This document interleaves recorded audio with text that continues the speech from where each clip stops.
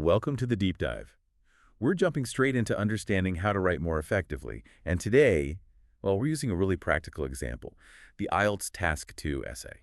Yeah, our goal today is basically to pull out the crucial lessons from a detailed IELTS writing tutorial. We want to give you a clear strategy for tackling those essay questions. Right, and avoiding those common mistakes, the ones that can, keep your writing from really hitting the mark. Exactly. Think of it like a blueprint for clear communication when you're under pressure. Perfect. And our source is this fascinating YouTube transcript from IELTS Advantage. They take a real essay, starts at a 6.5 band, and actually work through transforming it towards an 8 or maybe even a 9. What's great is that it's interactive. You get to see the step-by-step thinking, analyzing the question, generating ideas, structure, sentence structure, the whole process. Yeah, it's really practical. And we'll be following along with Priyanka. She's a student in the video.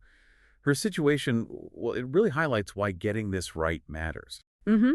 She's aiming for her dream job abroad, but she's kind of stuck at that 6.5 writing score. So we're essentially distilling the insights from her learning journey to help anyone out there who wants to communicate their ideas more powerfully. Right. Let's get into it. Okay, let's unpack this. So the first challenge Priyanka and the viewers face is truly understanding what the essay question is asking. Mm-hmm. The example they use is a pretty common IELTS Task 2 prompt. In many countries, governments and individuals spend too much money on national celebrations such as New Year and religious festivals. Right. And the instructor then lays out 3 possible ways to generate ideas for the essay. And, well, this is where we see some common missteps right away. Okay. So one incorrect possibility, it focuses only on the national celebrations part. It completely ignores the religious festivals aspect mentioned in the question. Okay. So straight away, a key principle. Yeah. You've got to address every part of the prompt. Exactly. If you miss key elements, even if your writing's good, it just won't fully answer what was asked. You can't just ignore bits. That's such a fundamental point, isn't it? You can't just, cherry pick the parts you feel like writing about. No. And then there's the third possibility they show, which goes, well, completely off topic by focusing only on weddings. And this highlights a really, really common trap. People tend to zero in on personal experiences when the question needs a broader view. Right. Someone might know loads about weddings, think it's a good example of spending on celebrations, but it just doesn't engage with the question about national and religious events, big-scale stuff. Yeah, it's that temptation to talk about what you know best, but you have to stick to the scope of the actual question. It's a good reminder, always stay within those boundaries. Exactly. Mm. Okay, so the correct option, possibility 2, argues that governments don't spend too much because it attracts tourists and individuals benefit from the time off. Yeah, that's a much more direct, much more relevant response. It tackles both government and individual spending, and it links spending to potential benefits. But then Priyanka brings up a really good point.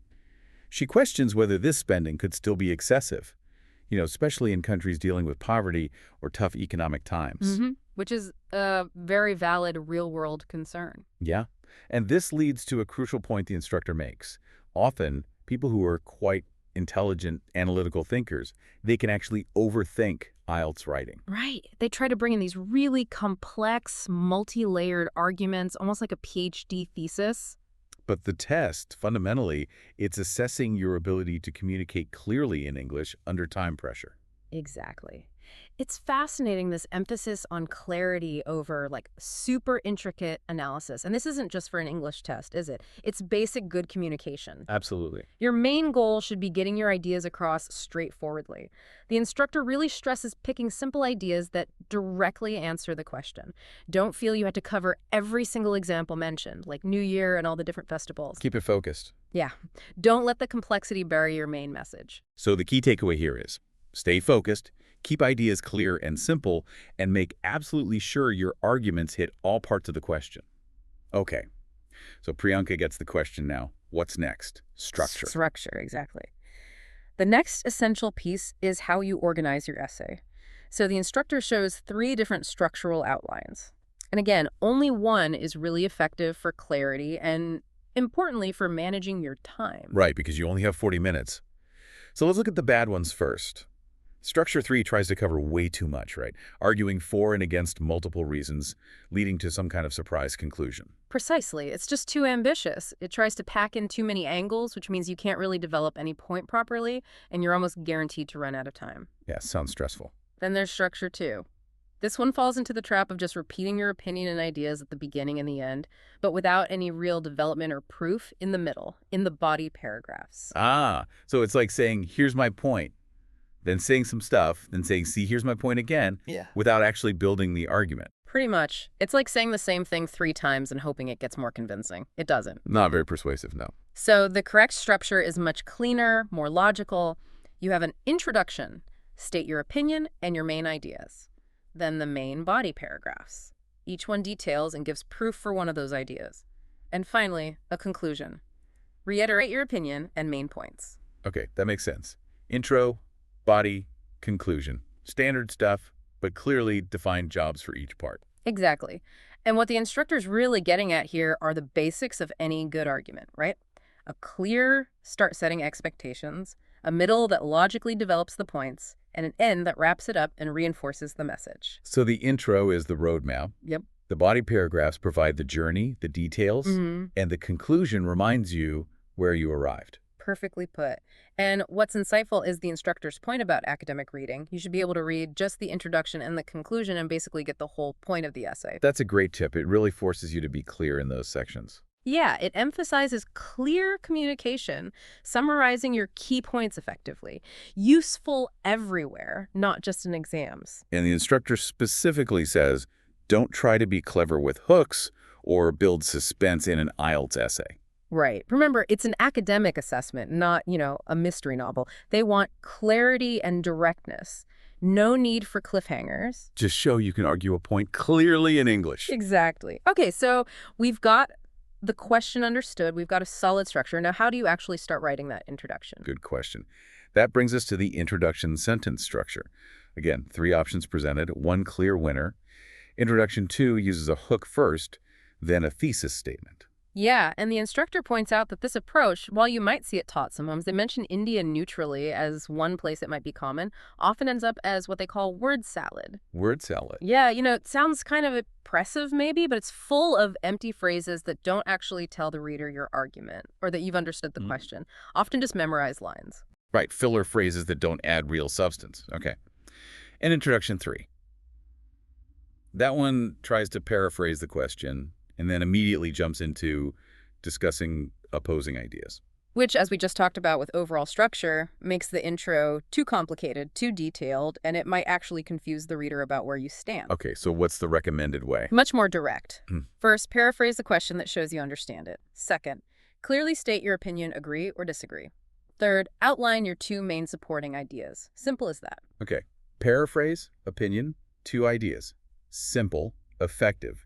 It tells the reader immediately, here's what I understood, here's my stance, and here are the 2 reasons why. Sets the stage perfectly. Exactly. A good intro leaves no doubt about your position and your main arguments. Okay, now let's get practical. Paraphrasing. Right, so Priyanka tries to paraphrase the original question. In many countries, governments and individuals spend too much money on national celebrations, such as New Year and religious festivals. Her version is, the people in governments of several nations spend disproportionately on celebrating religious and cultural festivals. And the instructor points out a subtle but important difference there. Spend disproportionately. Well, it suggests a large amount, yeah, but it doesn't quite capture the spend too much part. Because too much implies it's excessive or maybe wasteful. Exactly. There's a judgment in too much that disproportionately doesn't automatically carry. Okay, that's a fine point, but crucial for accuracy. So what's the fix? The suggestion is to add something like, which some think is wasteful, or maybe spend disproportionately on their celebrations, leading some to believe it is excessive, something to bring back that too much feeling. Got it. So it reinforces that paraphrasing isn't just swapping words. No, it's about getting the original meaning across accurately, just in different words. And the instructor also warns, don't spend ages agonizing over finding the perfect synonym for every single word. Or worse, changing words incorrectly. Right, that can hurt your vocabulary score and mess up the meaning. Focus on conveying the meaning accurately first. Okay, accuracy over word-swapping gymnastics. Don't get bogged down. So after paraphrasing, next step is clearly stating your opinion and outlining those main ideas. Right. So Priyanka clearly says she disagrees with the idea that too much money is spent. Okay. And her initial reasons are government spending is like an investment, it brings in tourism.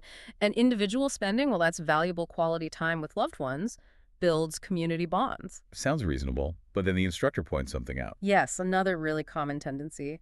Priyanka initially includes a third idea in there, something about creating a stronger sense of community. Trying to pack too much in again. Exactly. It's a classic pitfall. The instructor really hammers home. Yeah. Stick to two main ideas. It makes your essay clearer, easier to develop properly, and much more manageable in the time limit. Right.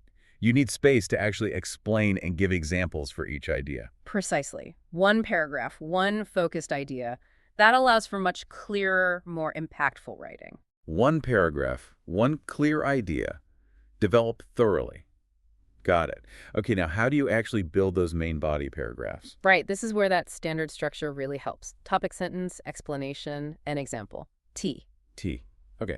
The topic sentence should just clearly state one of your main ideas, the ones you put in the introduction. And we saw some examples in the lesson of topic sentences that were, like, too detailed or even seemed to contradict the main point of the essay. Yeah, the key is keeping it focused. Yeah. It just signals this paragraph is about this specific idea. Simple. Okay. Then comes the explanation. Right, the reasoning behind your topic sentence. And the instructor gives a great tip here. Mm. Imagine you're explaining the idea to someone who knows nothing about it, maybe even like a child. That forces you to be really clear and simple. Avoid jargon. Exactly. So Priyanka's explanation for government spending attracting tourism, how it creates cultural experiences, affects travel seasons, leads to spending in hotels, restaurants, recovers the investment, that's a good example of a clear, logical explanation. Makes sense. And then, to make it convincing, you need an example. A relevant, real-world example. Priyanka uses Dubai's huge New Year's Eve fireworks display. She talks about the millions of tourists it attracts, the economic boost, the media attention. And the key is explaining the example properly, not just naming it. Absolutely. Don't just drop a name like Dubai fireworks. Assume the reader doesn't know it. Explain how it supports your point. Connect it back clearly. Okay. And, crucially, the instructor gives that vital reminder about time management again. Don't get lost perfecting one paragraph and then not finish the essay. Right. Better to have a complete, reasonably good essay than one perfect paragraph and nothing else. A complete, well-structured essay is always the goal. Okay. So let's look at that second main body paragraph, the one about individual spending. So Priyanka's first try at this paragraph, well, it tries to weave together quite a few different threads. Things like reconnecting with family, the pressure of productivity and, capitalism, how festivals are a break from that, even mentioning Dubai's Ministry of Happiness and shorter work days. Wow, that sounds like a lot for one paragraph. Yeah. Several related ideas, maybe, but distinct. Exactly. And the instructor's feedback is pretty direct about it. Back to the one paragraph, one idea rule. You got it. The initial explanation was just doing too much. So Priyanka revises it, and this time focuses only on the idea of family and community. Okay, how does that look? Much clearer. It talks about national celebrations as specific times to reconnect, the value people place on that family time, building bonds, making memories, and why individuals are willing to spend money on that. Much tighter, easier to follow. And her example? Her example this time is St. Patrick's Day in Ireland. She mentions the tradition of people saving up specifically for the celebration. She initially brought up spending on alcohol. Right. Which actually prompted a useful clarification about what really counts as a national celebration for this question. Okay, so what's the distinction? It's about the scope. The question means those big public events, often involving holidays where lots of people participate together, like New Year or St. Patty's Day. Not really individual religious events like, say, a personal christening or even a wedding, which doesn't have that same broad, societal, everyone gets a day off kind of feel. Got it. It's the shared public nature of the event. Okay, so for main body paragraphs, focused idea, clear explanation like you're talking to a kid, relevant example, fully explained. What about wrapping it all up? The conclusion. The instructor gives a really straightforward, efficient method for this, basically. Start with in conclusion, then just paraphrase your opinion and the two main ideas from your introduction again. Super simple. So Priyanka's example conclusion is basically, in conclusion, I disagree that too much money is spent on national celebrations because of idea 1 and idea 2. Exactly. Obviously, you'd fill in the actual ideas you discussed, but that's its job. Briefly restate your main argument and key reasons. Brings it to a neat close. Okay, essay written. Done. Not quite. The final, crucial step is review. Proofreading. Ah, yes, checking for mistakes. The instructor really emphasizes checking carefully for grammar and spelling errors. They seem small, but they can definitely pull your score down. Yeah, those little slips can undermine a good piece of writing. Anything else in the review? It's also good practice to quickly scan for words you've repeated a lot. See if you can swap in a stronger or more precise alternative, vary your vocabulary a bit. Good tip.